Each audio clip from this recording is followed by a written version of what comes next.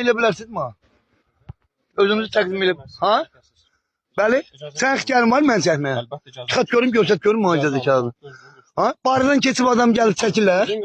Çəkirsə nə barıdan gəlib mən çəksən? Barıdan gəlib mən çəksən. Ha? Gəlin. Kardeş siz hardan gelirsiniz? Onlar mı təqdim eləyəsiniz özünüzü? Özünüzü təqdim eləyə bilərsiniz. Mən özümüz evə daxil olanda təqdim edirəm. Kimə təqdim elədiniz?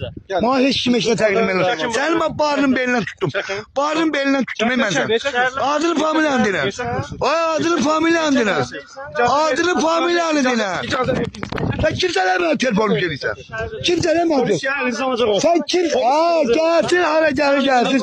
Ne almışım ben adam öldürdüm.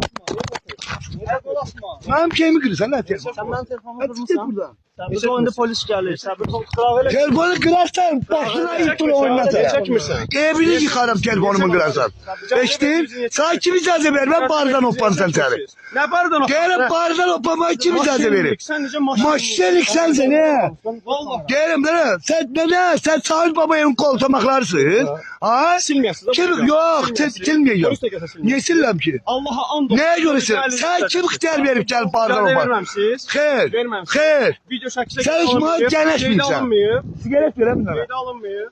Sen kim icazə verip? İcazə verməmsiz. Kim icazə verip sana? Sanlıdan ne kim icazə verip sana?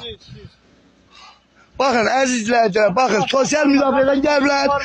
Bəli, baxdım, qap, bəli, saxla maşını, maşını. Belə istəyirsən kim gəlir gəlsin. Sana kim icazə verip? Kim?